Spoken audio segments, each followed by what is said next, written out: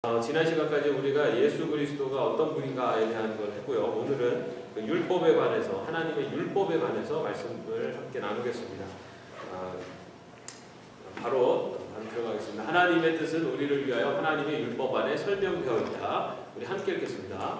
우리는 하나님의 뜻이 하나님의 율법 안에서 우리를 위하여 설명되었다고 가르친다. 즉 하나님께서 우리들에게 무엇하기를 원하시고 무엇을 하지 않기를 원하시며 무엇이 선하고 의로우며 무엇이 악하고 불의한가를 율법은 설명한다. 그러므로 율법이란 선하고 거룩하다는 사실을 우리는 고백한다. 지난 시간에 말씀을 잠깐 드렸었는데 율법은 하나님께서 우리 인간들에게 주시는 말씀이었습니다. 하나님이 주신 거예요. 그래서 율법은 거룩하고 선한 겁니다. 율법이 잘못된 것이 아닙니다. 우리가 율법으로는 구원을 받지 못하고 믿음으로 구원받는다라는 생각이 잘못하면서 율법은 믿음과 반대되는 것이다. 율법은 나쁜 것이다. 이렇게 생각할 수도 있는데 절대 그렇지 않습니다. 그러면 하나님이 실수를 하신 분이에요. 왜 안 좋은 걸 주셔요? 그죠? 하나님이 실수하지 않는 분이고 완전하신 분이기 때문에 하나님이 주신 율법은 결코 거짓되거나 아니면은 그것이 어떤 잘못된 것이 절대 아닙니다. 율법은 거룩하고 선한 것입니다. 그러나 그 율법을 우리 인간은 완전하게 지킬 수 없는 그러한 우리 인간이 갖고 있는 죄성이 문제인 거지 그 율법 자체가 문제가 되거나 그 율법이 어딘가 미흡해서 미흡하다거나 그런 것이 절대 아니라는 것을 우리가 기억을 해야 될 것입니다. 그래서 자연법입니다. 한때 하나님은 이 법을 인간의 마음 위에 그의 손가락으로 기록하셨었다. 이것은 뭐냐면은 일종의 이제 우리 하나님께서 우리의 인간의 마음 위에 그의 손가락으로 기록하셨었다. 이것은 양심을 의미합니다. 일종의 양심.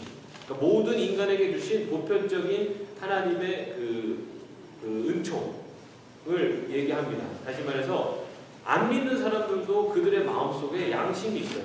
그것은 하나님이 모든 인간들에게 주시는 기본적인 은혜, 그것이 선물입니다. 그 받는 양심이. 그리고 인간들은 또 과학적으로 생각하며 사고할 수 있는 능력도 있어요. 그리고 문화를 만들 수 있고 이런 모든 것들이 하나님이 모든 인간들에게 주신 보편적인 은혜라는 겁니다. 그러나 그 보편적인 은혜로서는 구원을 받을 수가 없다라고 했기 때문에 특별한 은혜가 필요한 것인데 그 특별한 은혜가 바로 예수 그리스도라는 겁니다. 그 예수 그리스도를 믿는 자만이 구원을 얻게 하신 것이 바로 하나님 주신 특별한 은혜고 그 특별한 은혜는 선택된 자들에게만 하나님께서 주셨다. 여러분들은 바로 그 선택된 자들이다.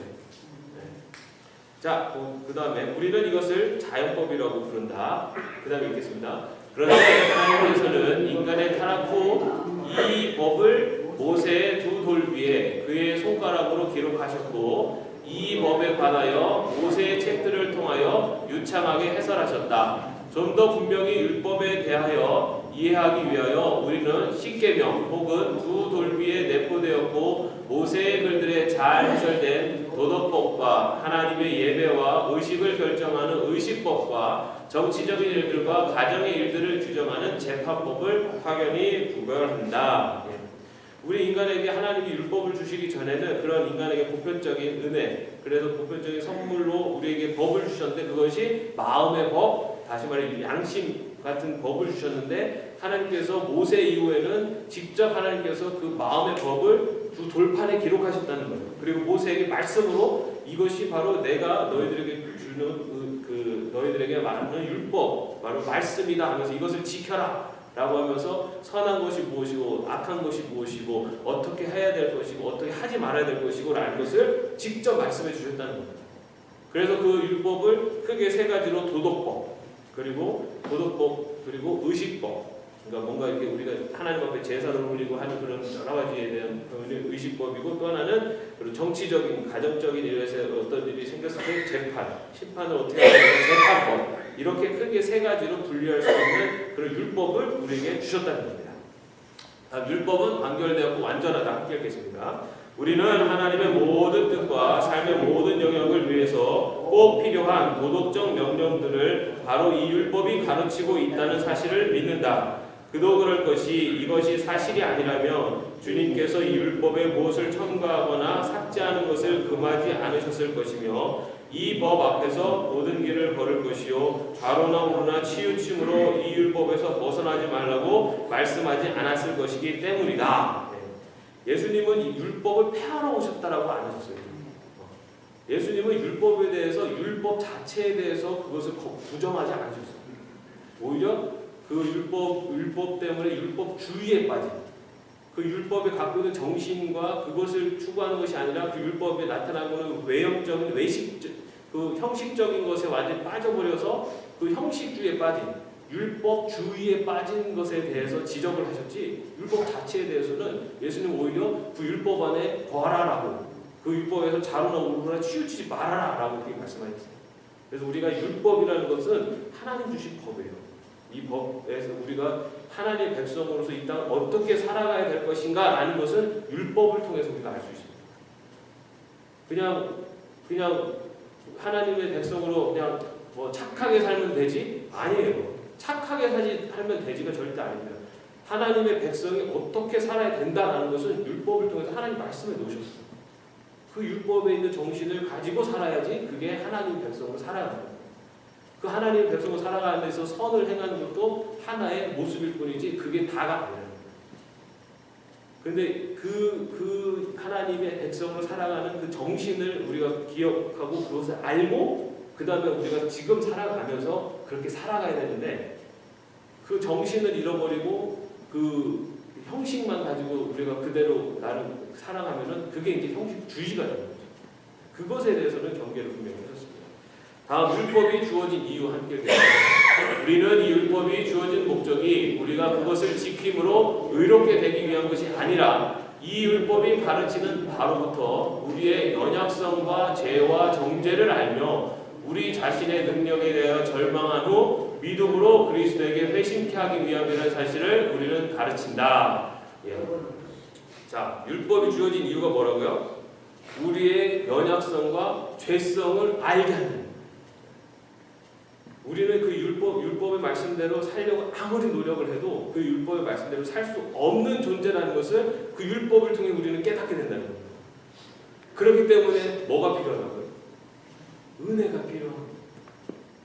우리는 그 율법대로 살려고 아무리 해도 그 율법대로 살 수 없기 때문에 그 율법을 이룰 수가 없어요. 그렇기 때문에 우리가 노력을 할 수 있는 것이 아니라 누군가 외 밖에서 그것을 이루어 주시는 그 힘이 필요하다는 거예요. 그게 바로 하나님의 은혜라는 거예요. 하나님의 은혜로 이 그 율법을 완성해 주셔야지 그 율법의 의로움을 가지고 내가 의롭다함을 받을 수가 있는 거예요.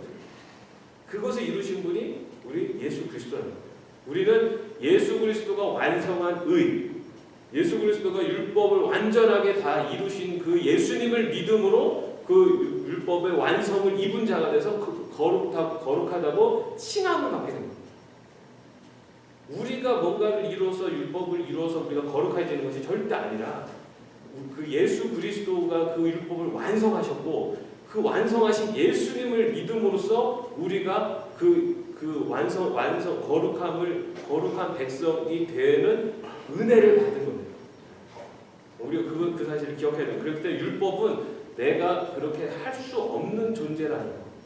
내가 아무리 거룩하게 살려고 해도 나는 그렇게 살 수 없는 존재라는 것을 깨닫고 나의 연약성을 깨닫고 내 안에 그런 죄성이 있다는 것을 깨닫는 거. 그리고 그렇기 때문에 바로 내가 바로 그런 죄인이라는 사실을 통해서 회개하게 하고 눈물을 흘리게 하고 그러면서 하나님의 은혜를 구하는 거예요. 그래서 예수 그리스도를 통해서 그 예수님만이 나를 구원하실 수 있는 분이라는 것을 고백해 하는 것이 바로 율법이 우리에게 주어진 이유다라는 것을 이야기하고 있습니다.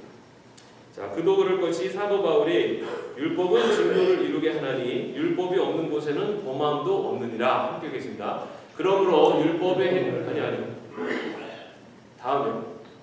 그러므로 율법의 행위로 그의 앞에 의롭다 하심을 얻을 육체가 없나니 율법으로는 죄를 깨달음이라고 말했기 때문이요 그러면 율법이 하나님의 약속들을 거스르느냐? 결코 그럴 수 없느니라. 만일 능히 살게 하는 율법을 주셨다면 의가 반드시 율법으로 말미암았으리라. 그러나 성경이 모든 것을 죄 아래 가두었으니 이는 예수 그리스도를 믿음으로 말미암은 약속을 믿는 자들에게 주려 함이니라. 이같이 율법이 우리를 그리스도에게로 인도하는 몽학 선생이 되어 우리로 하여금 믿음으로 말미암아 의롭다함을 얻게 하려 함이라고도 말한 까닭이다. 네. 율법을 몽학 선생이라고 비유합니다. 몽학 선생, 우리 개혁 개정에는 초등교사라고 나와요. 초등교사. 몽학 선생 초등교사가 뭐냐면은 당시 로마 시대에는 주인의 자녀들이 학교에 가기 전에 정식 교육을 받기 전에 그 노예들 중에 조금 지혜로운 노예들에게 그 자기 자녀들을 가르치도록 합니다. 그래서 이 처음에 이제 아주 기초적인 학문부터 해서 이런 것들은 자기 그 주인의 종 중에 그 지혜로운 그 사람이 가르치다가 이 자녀가 어느 정도 성장해서 이제 정식 교육을 받을 수 있을 때가 되면은 이제 그 초등교사는 이제는 그 자녀로부터 이제 떨어집니다. 그리고 이제 제대로 된 정식 선생을 만나서 이제 교육을 받게 되는 거예요. 그 율법이 바로 그거라는 거예요. 율법은 하나님의 자녀들이 아주 이 하나님의 자녀들에게 있어서 본질적인 교육의 목표가 아니라 이 초등교사된 율법은 이제는 정식 교사가 왔을 때는 이제는 물러가야 되는 것이 율법이라는 겁니다. 그 정식 교사로 오신 분이 바로 주님이라는 거예요. 예수님이 오셨기 때문에 예수님이 이제 완전한 분으로 오셨기 때문에 이제 그분을 믿고서 구원받고 그분을 따라가는 것이지 이제는 율법이 가르치는 길로 가는 것이 아니라 주님이 가르쳐 주시는 길로 가고 그 길이 바로 구원을 향한 믿음의 백성들에게 주어지신 참 길이라는 거죠. 이제는 율법은 이제 그 역할을 다 했다는 거예요. 율법이 하나님의 백성을 이끌어 오려고 그렇게 하는 율법을 이끌어 왔었지만은 이제는 그것을 완성하신 분 예수 그리스도가 이제는 오심으로써 그분이 이제 그 율법을 완전히 다 이루신 분이 된 거죠. 그렇기 때문에 이제 초등교사인 율법이 이제 그 역할을 이제는 내려놓고 그 예수 그리스도를 믿음으로 구원받는 바로 그 은혜의 길로 가야 되는 거다라고 그렇게 이야기하고 있습니다. 다음 육신은 율법을 성취할 수 없다. 함께 하겠습니다. 죽을 때까지 우리 안에 끈질기게 붙어있는 유괴의 연약성 까닭에 어떤 육체도 하나님의 법을 만족시킬 수 없고 성취할 수 없다. 그도 그럴 것이 사도는 율법이 육신으로 말미암아 연약하여 할 수 없는 그것을 하나님은 하시나니 곧 죄를 인하여 자기 아들을 죄 있는 육신의 모양으로 보내어 육신의 죄를 정하사고 했기 때문이다. 그러므로 그리스도는 율법의 완성이시요 우리를 위한 율법의 성취이시다. 그리스도는 율법의 저주를 없애기 위하여 우리를 위하여 저주를 받으셨다. 그래서 그는 신앙을 통하여 그의 율법의 완성을 우리의 것이 되게 하셨고 그가 성취하신 의와 순종을 우리에게 전가하셨다. 예수님께서 율법을 완성하셨다. 그리고 율법을 성취하셨다라고 나왔어요. 그리고 율법의 저주를 없애기 위해서 우리를 위하여 저주를 받으셨다라고 나오고 있어요. 이게 무슨 말이냐면 율법에 어떤 내용이 있냐면 나무에 시체가 매달린 자는 저주받은 사람이다라는 그런 그 율법 그 말씀이 있어요. 다시 말해 율법에 나타나 얘기하고는 저주받은 자의 길을 예수님이 걸어가셔서 그 저주를 본인이 다 받으셨다는 거예요. 율법에서 이야기하는 모든 저주를 그 죄로 인해서 지어진 모든 저주를 다 주님이 다 받으셨다는 거예요. 그래서 그 율법의 모든 그것을 완전하게 다 끊으신 분이 바로 예수님이시라는 거예요.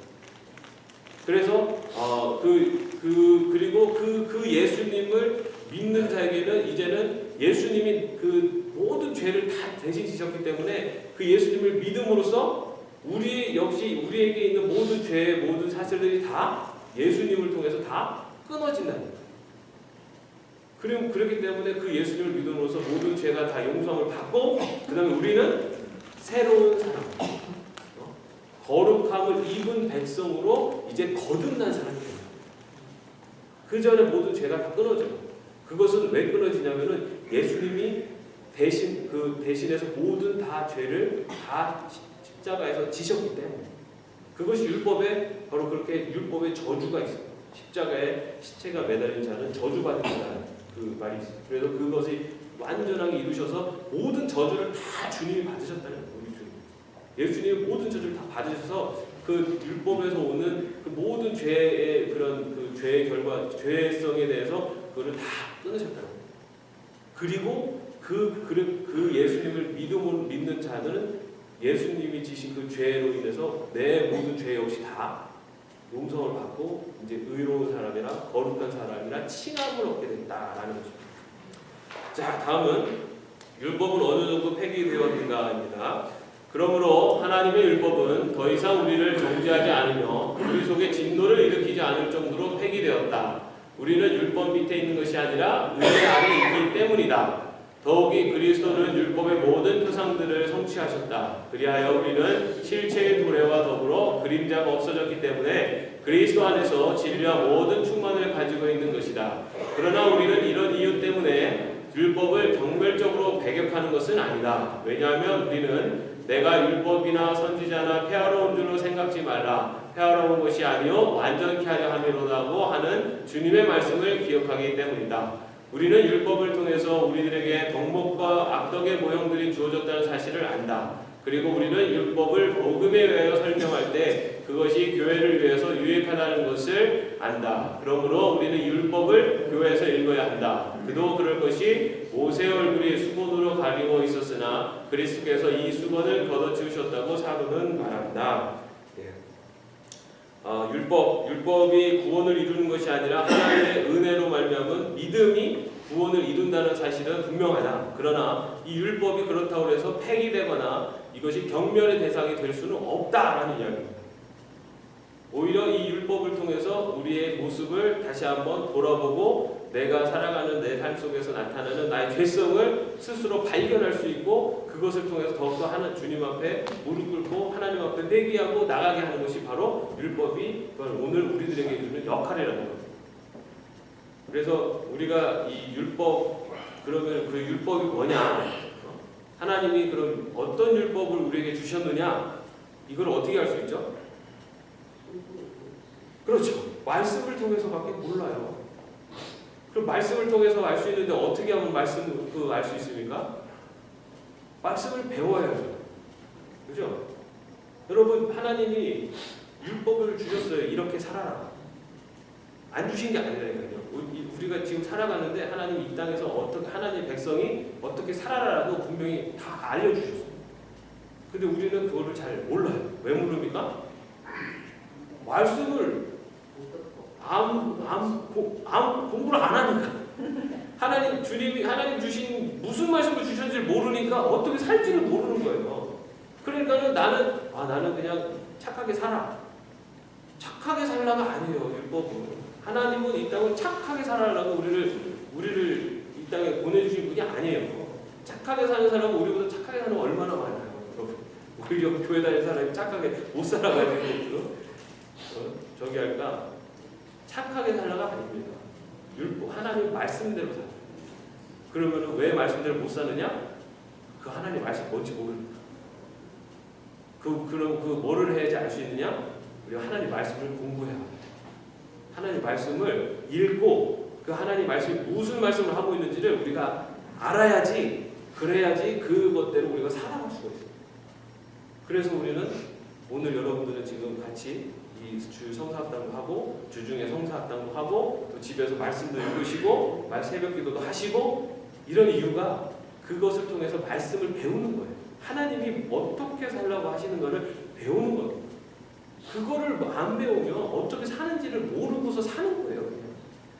어디로 가는지도 모르고 그냥 무작정 가는 거예요. 그래서 우리 공부를 해야 돼요. 교회 사명 중에 하나가 교육이에요. 교육. 교회가 해야 되는 일 중에 그 크게 5가지 사명을 하는데 예배와 교육과 친교와 봉사와 뭐 이런 것들을 하는데 그 중에 교육이 들어갑니다. 교육이 들어간다는 말은 뭐예요? 우리가 예배만 드려서는 교회로서의 역할을 제대로 안 하는 거예요. 선교 헌금만 보낸다고 해서 우리가 교회 역할을 하는 게 아니에요. 교육을 해야 돼요. 교육이 들어가야 돼요. 여러분들 집에서 뭐 개인적으로 공부를 하시더라도 어떻게 하나님의 백성으로 살아가야 되는 것이 맞는지에 대해서 어떻게 살아야 될 것인가에 대해서 우리가 교육하고 본인이 그것을 하나님 말씀을 통해 자꾸만 알아나가야지 우리가 어떻게 살 것인가, 내가 어떻게 살 것인가를 알 수 있어요. 여기 계신 분들 다들 잘 그런 그 말씀도 읽으시고 다른 데는 다 하시는 분들이기 때문에 다 잘 아세요. 여기 없는 분들이 이제 본인들이 또 알아서 하시겠지만 우리 교육이 필요합니다. 그래서 여러분 지금 주일성사학당 하고 있고요. 바로 이 율법이 바로 그러한 결을 보여준다는 거예요. 하나님이 어떻게 살기를 원하시느냐. 율법의 문자 그대로 살라는 게 아니에요. 그거는 벌써 몇천 년 전에 그 문화 속에서 형성된 거기 때문에 거기 있는 걸 그대로 살 필요는 없어요. 그러나 그 율법에서 얘기하고 있는 하나님이 우리를 향하신 뜻이 무엇인가를 깨닫고 오늘 우리의 삶 속에 적용하며 사는 거예요. 그것을 이루어나가는 것이 교육. 그렇게 살아야지 우리가 어떻게 사는지를 알 수 있습니다.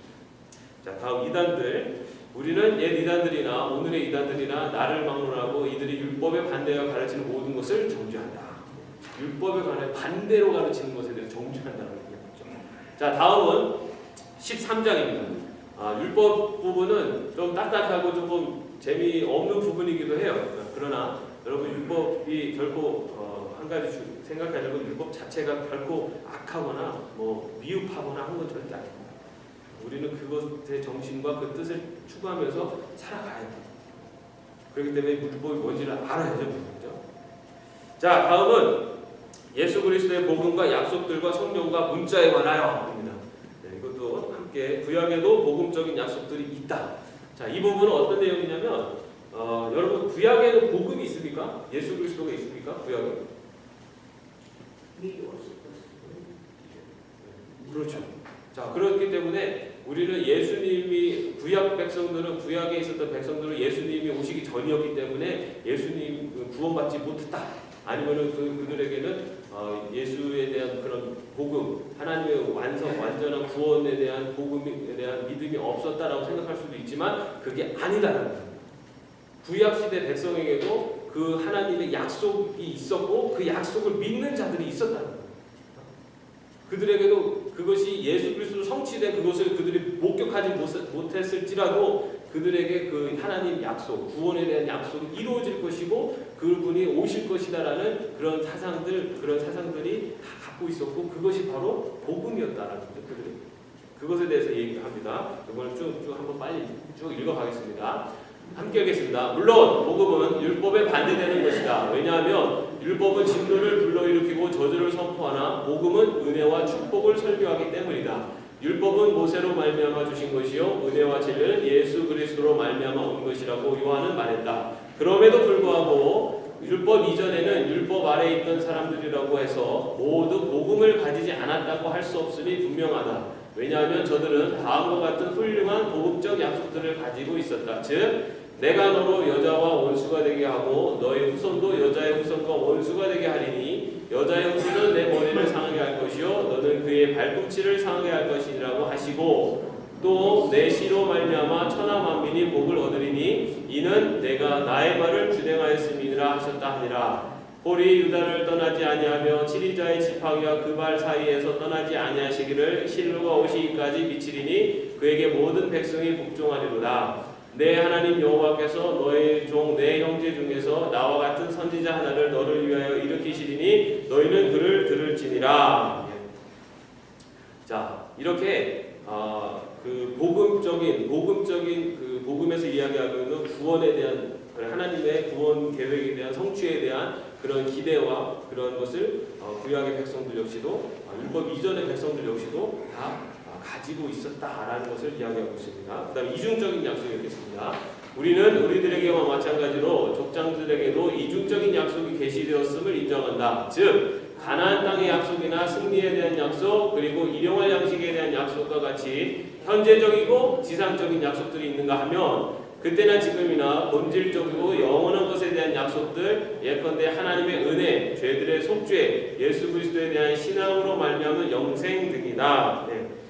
약속이 하나님 주신 약속에 대해서 구약에서는 다 뭐 현실적인 뭐 축복받고 막 이런 것만 생각할 수 있지만 그게 아니라 그들 역시 구약 백성들 역시 하나님의 은혜 그리고 죄들에 대한 속죄 그리고 그리스도 메시아에 대한 신앙 이런 것들이 다 갖고 있었다. 다시 말해서 본질적이고 영원한 것에 대한 약속도 그들이 가지고 있었다라고 이야기하고 있습니다.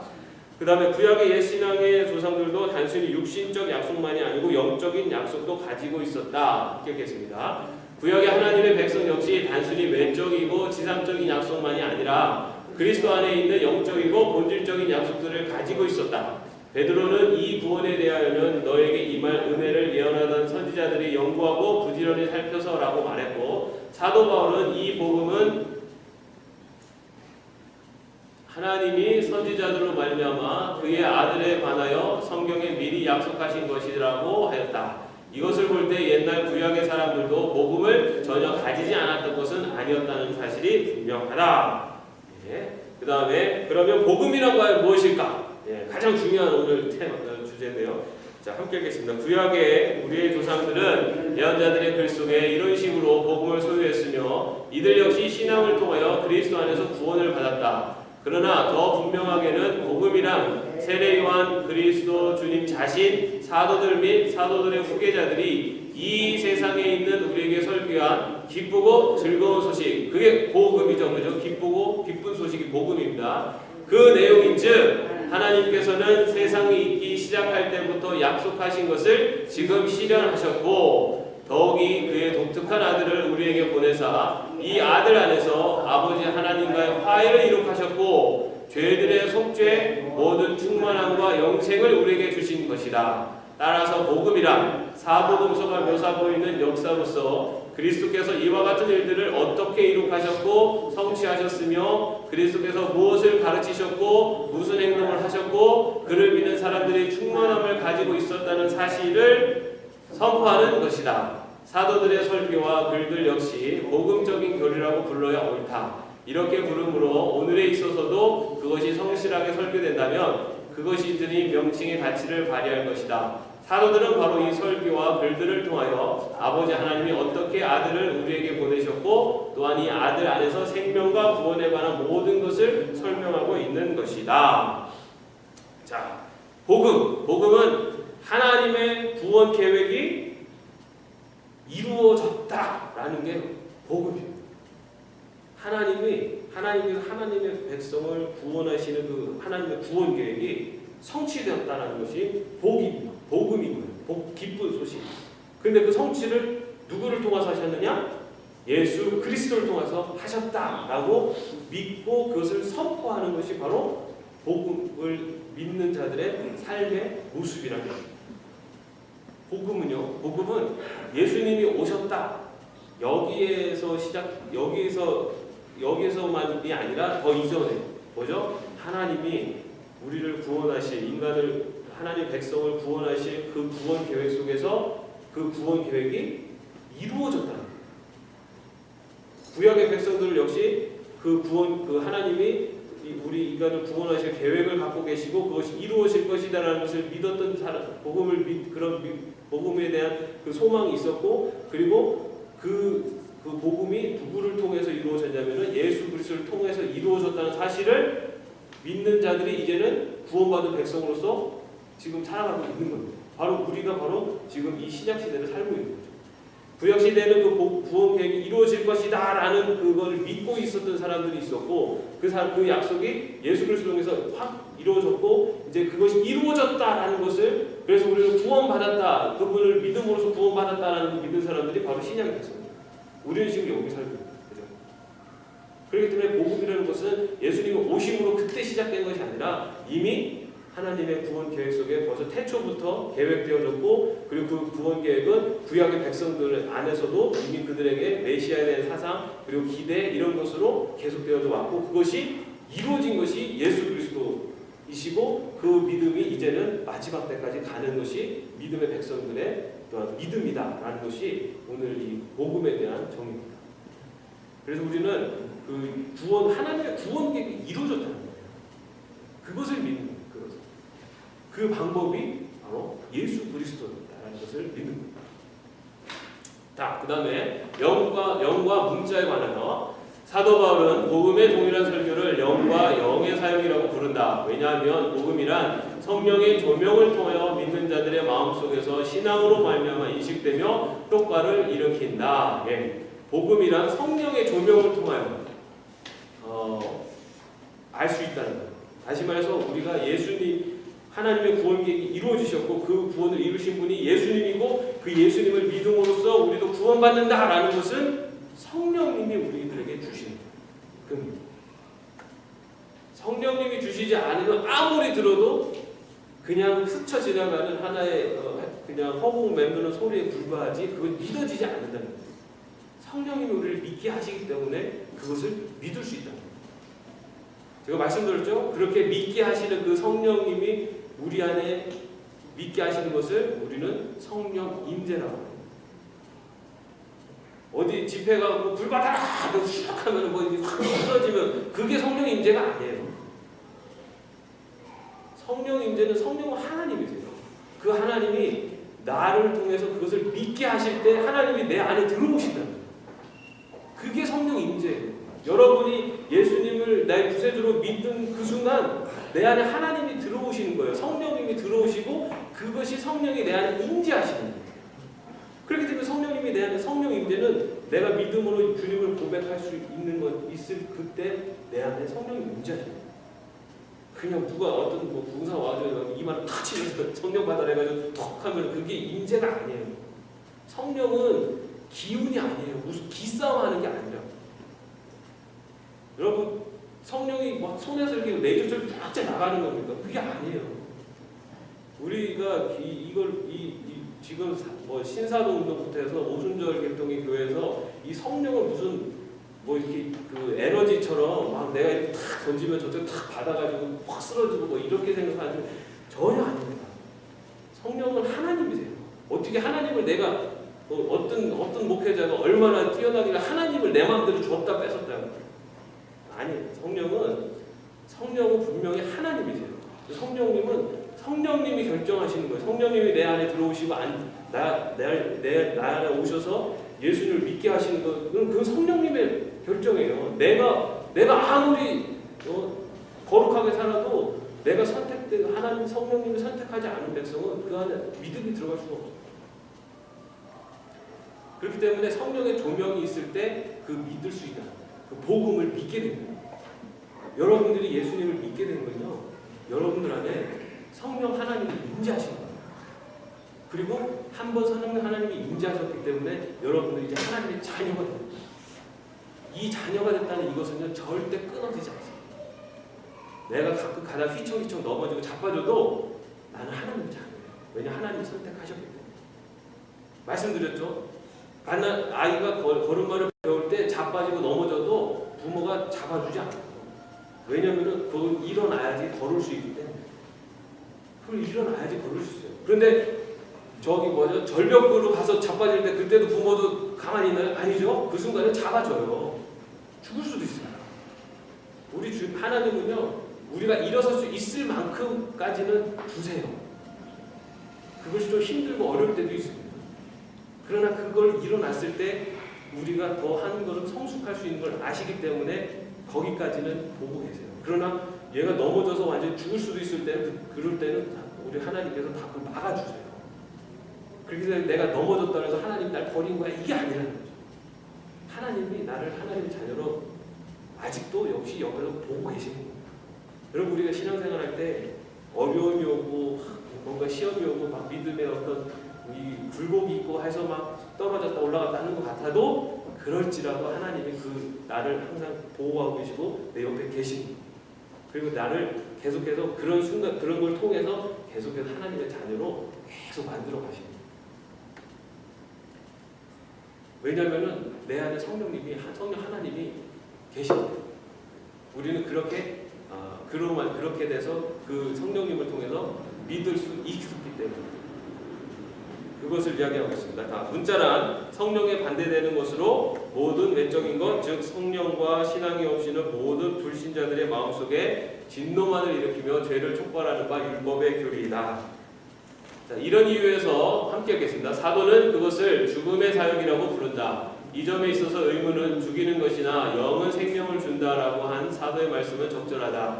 거짓 사도들은 썩은 복음을 전했다. 왜냐하면 그들은 복음을 율법과 뒤섞임으로 마치 그리스도께서 율법 없이는 우리를 구원하실 수 없는 것으로 생각하기 때문이다.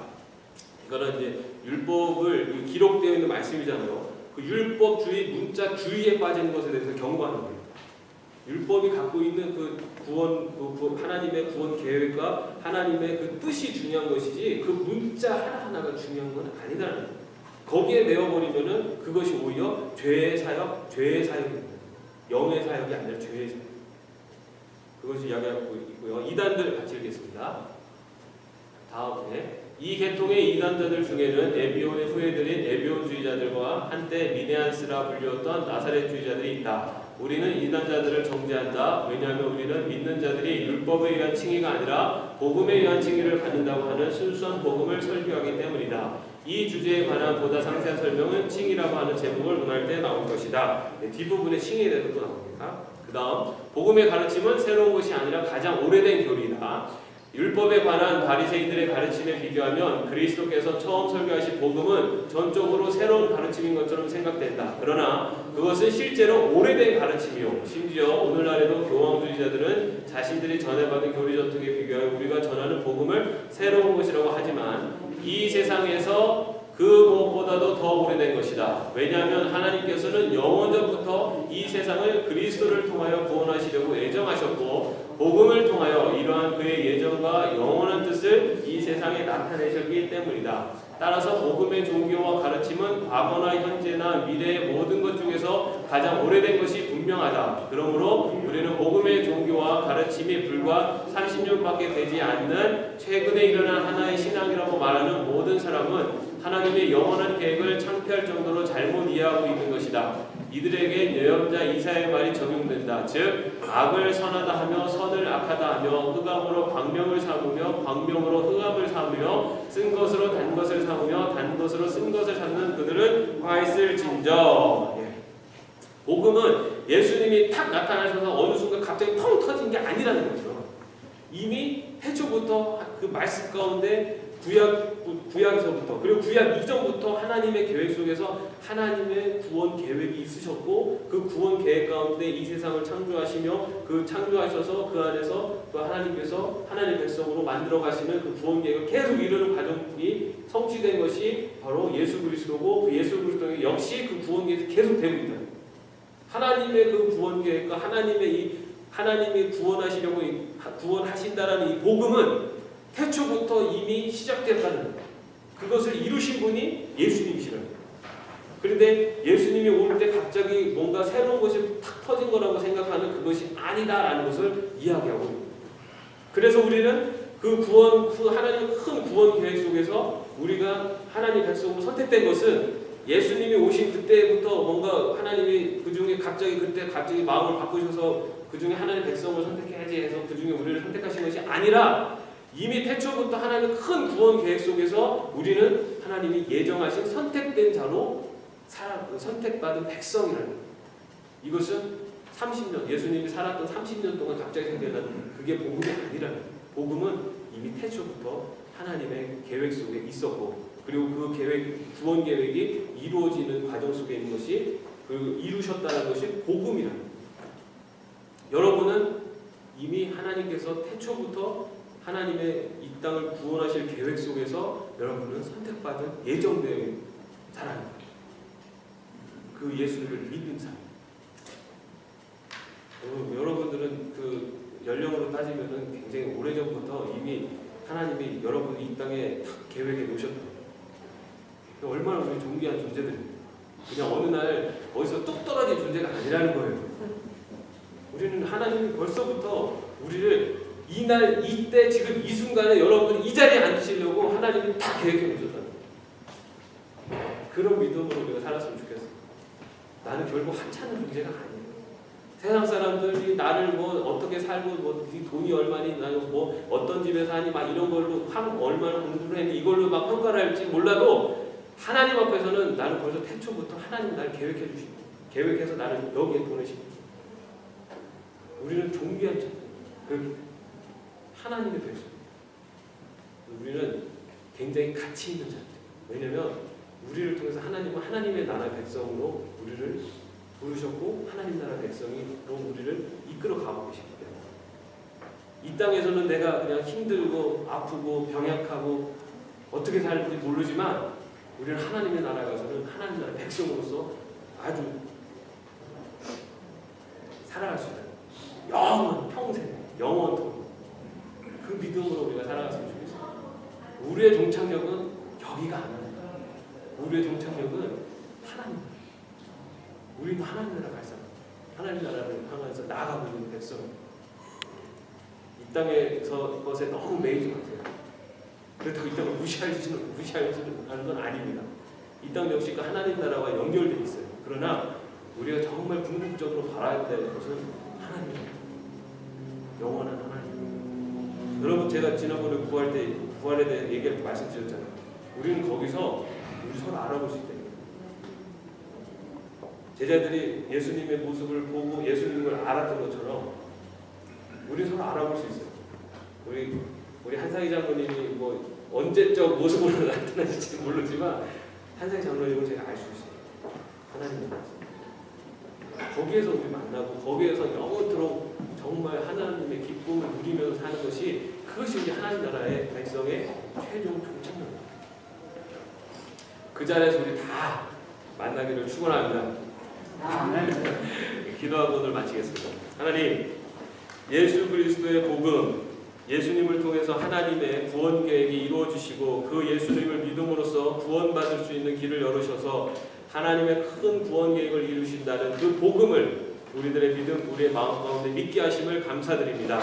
그 믿음을 통해 하나님의 자녀로 우리를 부르시고 하나님 나라를 약속하신 그 믿음을 바라보며 살아갈 수 있는 저희들 되게 하시고 이 땅에 살아가는 것에 목적을 두는 것이 아니라 하나님의 나라에서 영원한 삶을 누리는 그 나라를 바라보는 기쁨과 소망 가운데 오늘 하루의 삶을 살 수 있는 저희들 될 수 있도록 인도하여 주시옵소서. 오늘 거룩한 주의 전에 나와 예배를 드립니다. 주님, 이 예배가 정말 나의 만족을 채우는 것이 아니라 나를 지금까지 있게 하시고 나를 하나님의 백성으로 불러주셔서 영원한 하나님 나라 백성으로 삼아주신 그 하나님의 은혜를 생각하며 감사하며 나갈 수 있는 그 예배가 될 수 있도록 인도하여 주시옵소서. 예수님의 이름으로 기도합니다. 네.